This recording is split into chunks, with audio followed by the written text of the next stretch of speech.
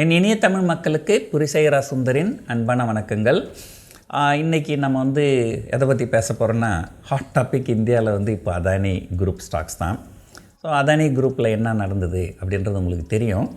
So நேற்று evening இந்த video நாங்கள் இன்றைக்கி வெள்ளிக்கிழமை ஷூட் பண்ணுறோம். ஸோ வியாழக்கிழமை சாயங்காலம் எக்ஸ்சேஞ்சில் என்ன பண்ணியிருந்தாங்க, Adani group stocks, Adani Enterprises, Adani port, Ambuja cements, இந்த 3 ஸ்டாக்கை என்ன பண்ணிட்டாங்க, அடிஷ்னல் சர்வேலன்ஸ் மெஷர் அப்படின்னு சொல்லுவாங்க. ஸோ அதுக்குள்ளே கொண்டு வந்துட்டாங்க. ஸோ அதுக்குள்ளே கொண்டு வந்துட்டால் என்னென்ன பிரச்சனைகள் இருக்கும் அப்படின்றது சொல்லிடுறேன் பாருங்கள். இந்த ஃபஸ்ட்டு மார்ஜின் மணியை ஏற்றிக்கினா வந்துடுவாங்க. நீங்கள் ஒரு ஃப்யூச்சரில் லாங்கோ ஷார்ட்டோ போகிறீங்கன்னா நார்மலாக 20%, 25% மார்ஜின் வாங்குவாங்க. அந்த மார்ஜின் அப்படியே 50, 60, 70, 80, 90, 100, 110, 120 கூட கொண்டு போகிறேங்க. ஸோ ஜெட் ஏர்வேஸ்னு ஒரு ஷேர் இருந்தது. அந்த ஷேருக்கு நான் ஒரு தடவை பார்த்தேன் 120% மார்ஜின் போட்டிருந்தாங்க. ஸோ இது ஒன்று. ரெண்டாவது நம்ம என்ன பண்ணுவோம், இப்போ நான்லாம் பார்த்திங்கன்னா ஷேரில் ட்ரேட் பண்ணும்போது என்னோடய பணத்தை நான் புரோக்கர்கிட்ட கொடுக்க மாட்டேன். ஸோ பேங்க்கில் ஃபிக்ஸட் டெபாசிட் போட்டுட்டு கொடுக்குறதோ அல்லது பாரத் பாண்ட் வாங்கி கொடுக்குறதோ இப்படி தான் செய்வேன். ஆனால் நிறைய பேர் என்ன பண்ணுவாங்க, பணத்தை ஷேரில் முதலீடு பண்ணிவிட்டு அந்த ஷேரை கோலேட்டரலாக கொடுத்துருவாங்க. அப்படி கொடுக்கும்போது இந்த ஸ்டாக் ஏதாவது ஒரு ஸ்டாக் இந்த அடிஷ்னல் சர்வைலன்ஸ் மெஷரில் வந்ததுன்னு சொன்னால் அந்த ஸ்டாக்கை நீங்கள் கோலேட்டரலாக அக்செப்ட் பண்ண மாட்டாங்க. பிரச்சனை என்னென்னா, ஏற்கனவே கோலேட்டரலாக கொடுத்து அதை அக்செப்ட் பண்ணி அதுக்கு லிமிட்டை வாங்கி ட்ரேட் பண்ணிகிட்ருப்பாங்க.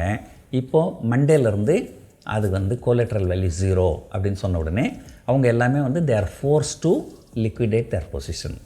ஆனால் அவங்க பொசிஷன் அதானி குரூப்பில் தான் வச்சுருக்கணும்னு அவசியம் கிடையாது, வேறு ஏதாவது குரூப்லையும் இருக்கலாம். அதானி என்டர்பிரைஸ் எஸ்பெஷலி புதன்கிழமை 30%, வியாழக்கிழமை ஒரு 30%, இன்றைக்கி வெள்ளிக்கிழமை இன்றைக்கி ஒரு 40% வந்தது அந்த லோவஸ்ட் பாயிண்டில். இப்போ கொஞ்சம் ரெக்கவர் ஆகிருக்கு. இது எதனால் இவ்வளவு பெரிய ஃபால் அப்படின்னு சொன்னாக்கா அதுக்கு சில காரணங்கள் இருக்குது. இங்கே என்ன பண்ணுவாங்க, இந்தியாவில் நீங்கள் ஒரு ஸ்டாக் ஒரு 5% மேலேயே கீழே போச்சுன்னா அந்த ட்ரேடிங் ஸ்டாப் பண்ணிவிடுவாங்க. அது சர்க்கியூட் லிமிட்னு பேர். சில ஸ்டாக்ஸுக்கு 5%, சில ஸ்டாக்ஸுக்கு 10%, சில ஸ்டாக்ஸுக்கு 20%. ஆனால் ஃபியூச்சர்ஸ் அண்ட் ஆப்ஷன்ஸில் ட்ரேட் பண்ணுற ஸ்டாக்ஸுக்கு மட்டும் அந்த சர்க்கியூட் லிமிட் கிடையாது. ஒரு சர்க்கியூட் லிமிட் வச்சுருப்பாங்க, அது வந்த உடனே அந்த சர்க்கியூட் லிமிட் இன்க்ரீஸ் பண்ணுறாங்க. 10ன்னு வச்சுருப்பாங்க முதல்ல, அது 10 வந்தவுடனே 15 ஆக்கிடுவாங்க, அது 15 ஆனவுடனே 20, 20 ஆனவுடனே 25, அப்படி தொடர்ந்து பண்ணிட்டு இருப்பாங்க. ஸோ அப்படி தான் இன்றைக்கி அதானி என்டர்பிரைஸ் கிட்டத்தட்ட 40% வந்தது. அமெரிக்காவில் பார்த்திங்கன்னா இந்த மாதிரி சர்க்கியூட் லிமிட்டே கிடையாது.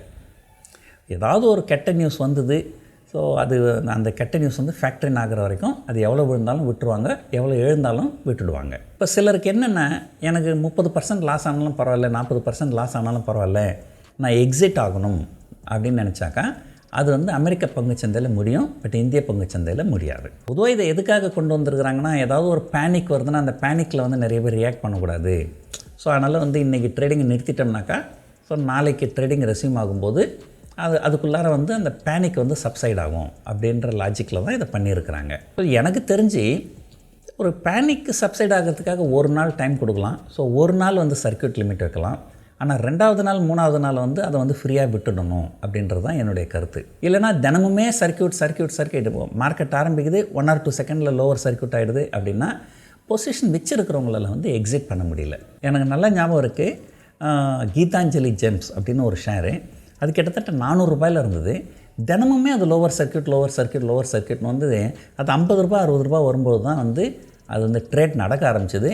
அப்போ 400 ரூபாயில் வாங்கினவங்க அவங்களால எக்ஸிட் பண்ணவே முடியல. 50 ரூபா 60 ரூபாயில் தான் எக்ஸிட் பண்ணாங்க. இது ஃப்ரீயாகவே விட்டுட்டு இருந்தாக்கா முதல் நாளே அது 200 ரூபாயோ 250 ரூபாயோ வந்தப்போ கூட அவங்க எக்ஸிட் ஆகிருக்கலாம். இது ஒன்று. ரெண்டாவது, அதானி என்டர்பிரைஸ் ரொம்ப அதீதமாக வளர்கிறதுக்கு இன்னொரு காரணமும் இருக்குது. என்ன காரணம்னாக்கா, அதானின்றது ஒரு தனிப்பட்ட கம்பெனி கிடையாது, அது ஒரு group of companies. Adani enterprise, Adani power, Adani port, Adani gas, Adani Wilmar அப்படின்னு நிறைய கம்பெனி இருக்குது. அதில் அதானி போர்ட்டு, அதானி என்டர்பிரைஸ், இது 2 ஸ்டாக் மட்டும்தான் ஃபியூச்சர்ஸ் அண்ட் ஆப்ஷன்ஸில் ட்ரேட் நடக்குது. மீதி எதுவுமே ஃபியூச்சர்ஸ் அண்ட் ஆப்ஷன்ஸில் ட்ரேட் நடக்கலை. அப்போ மீதி எதுவுமே ட்ரேட் நடக்கலை அப்படின்னும்போது அங்கே என்ன ஆகிடுதுனாக்கா, உங்களுக்கு அதெல்லாம் 5%, 10% லோவர் சர்க்கியூட்டில் ட்ரேட் நடக்க மாட்டேங்குது. பீப்புள் விற்கணும்னு நினைக்கிறவங்களால விற்க முடியல. அப்போ விற்க முடியலன்னும் போது என்ன பண்ணாங்க, நாளைக்கும் லோவர் சர்க்யூட் ஆச்சுன்னா என்ன பண்ணுறது, நாளைக்கும் லோவர் சர்க்யூட் ஆச்சுன்னா என்ன பண்ணுறது அப்படின்னு சொல்லிட்டு அதை விற்க முடியலன்னு சொல்லிட்டு இங்கே வந்து அதானி என்டர்பிரைஸில் ஷார்ட் அடிக்கிறாங்க. அதானி என்டர்பிரைஸ்லையும் ஷார்ட் போகிறாங்க, அதானி போர்ட்லேயும் ஷார்ட் போகிறாங்க. இதனால தான் வந்து கடந்த 2 நாளாக வந்து அதானி என்டர்பிரைஸ் நிறைய விழுந்திருக்குது கம்பேர்ட் டு அதர் ஸ்டாக்ஸ். 30% வந்தது. இன்றைக்கி கிட்டத்தட்ட 40% வந்தது. இதுக்கு இன்னொரு காரணம் இருக்குது. இந்தியாவில் வந்து ஃபியூச்சர்ஸ் அண்ட் ஆப்ஷன்ஸில் ட்ரேட் பண்ணுற ஸ்டாக்கு கூட ஒரு அளவுக்கு மட்டும்தான் வந்து ஃபியூச்சர்ஸ் அண்ட் ஆப்ஷன்ஸில் ட்ரேட் நடக்கலாம். அது வந்து மார்க்கெட் வைட் பொசிஷன் லிமிட் அப்படின்னு சொல்லுவாங்க. அதை தாண்டிச்சுனாக்கா அந்த ஸ்டாக்கில் வந்து ட்ரேட் பண்ணுறதுக்கு அலோவ் பண்ண மாட்டாங்க. ஏற்கனவே வாங்கினவங்க விற்கலாம், ஏற்கனவே விற்றவங்க வாங்கலாம், ஆனால் புதுசாக யாரும் வாங்கவோ அல்லது விற்கவோ முடியாது. ஸோ இந்த மாதிரி பண்ணிவிடுவாங்க. அது என்ன ஆச்சு, நேற்று வந்து அந்த அதானி போர்ட் வந்து அந்த லிமிட்டை தாண்டிடுச்சு. அதனால் இன்னையிலேருந்து அதானி போர்ட் வந்து ட்ரேடிங் பேனில் வந்துடுச்சு. அப்போது அதானி போர்ட்டில் நீங்கள் ட்ரேட் பண்ணக்கூடாது, ட்ரேடிங் பேனில் இருக்குது. மற்ற எல்லா ஸ்டாக்கும் டவுன் சர்க்யூட் ஆகுது. அப்போது ஒரே ஒரு இடத்துல தான் மக்கள் வந்து ஷார்ட் அடிக்க முடியும். அதனால தான் வந்து அதானி என்டர்பிரைஸ் வந்து அளவுக்கு அதிகமாக விழுது. நான் ஏற்கனவே சொன்ன மாதிரி செபி வந்து சில விஷயங்களை கன்சிடர் பண்ணலாம். அதாவது வந்து என்னென்னா, இந்த பேனிக் சப்சைட் ஆகிறதுக்காக சர்க்யூட் லிமிட் வந்து நீங்கள் 1 டே வச்சுருக்கலாம். 2வது நாள் 3வது நாள் சர்க்யூட் லிமிட் வைக்கணுமா அப்படின்றது ஒரு கேள்வி. 2வது வந்து ட்ரேடிங்கை நீங்கள் பேன் பண்ணுறீங்கன்னு சொன்னால், லோவர் சர்க்யூட்டோ அப்பர் சர்க்யூட்டோ ஒரு குரூப் இருந்ததுன்னா அந்த என்டையர் குரூப்பே வந்து பேன் பண்ணிடணும். ஸோ இது என்ன நடக்குதுன்னா, அதானி குரூப்பில் வந்து ஒரு 7-8 ஸ்டாக் இருக்குது. அதில் ஒரு 6 ஸ்டாக் வந்து பேனில் இருக்குது, ஒரு ஸ்டாக் மட்டும் ட்ரேட் நடக்குதுன்னும் போது மற்ற 6 ஸ்டாக்கில் இருக்கிற பயத்தை வந்து இங்கே ஒரு ஸ்டாக்கில் காமிக்கிறாங்க. அதனால் அலோவ் பண்ணால் எல்லாத்தையும் அலோவ் பண்ணிடணும், இல்லை பேன் பண்ணால் எல்லாத்தையும் பேன் பண்ணிடணும். அது ஒரு குரூப் லெவலில். ஸோ இதெல்லாம் வந்து ப்ராக்டிக்கலாக எந்த அளவுக்கு பாசிபிள் அப்படின்னு தெரியல. என்னுடைய மனசுக்கு தோணதை நான் சொன்னேன். ஆனால் வந்து இந்த அதானி வந்து ஒரு மிகப்பெரிய பிரச்சனையாக தான் இருக்குது. அமெரிக்காவுக்கு ஒரு லீமன் பிரதர் கொலாப்ஸு, சைனாவுக்கு ஒரு எவர் கிராண்டே இஷ்யூ. எவர் கிராண்டேன்றது ஒரு மிகப்பெரிய ரியல் எஸ்டேட் நிறுவனம். அது பெரிய பிரச்சனை சந்திச்சிது சைனாவில். அது ஒரு பெரிய பிரச்சனையாச்சு. அந்த மாதிரி இந்த அதானி குழுமம் வந்து ஒரு இந்தியாவுக்கு ஒரு மிகப்பெரிய பிரச்சனையாக இருக்குமா அப்படின்னு நிறைய பேர் கேட்குறாங்க. அதுக்கு காலம்தான் பதில் சொல்லணும். இன்னும் கொஞ்ச நாள் பார்ப்போம். இன்னும் ஒரு வாரம் 10 நாள் பார்ப்போம். அது வரைக்கும் மார்க்கெட் ரொம்ப வாலடைலாக இருக்கும்.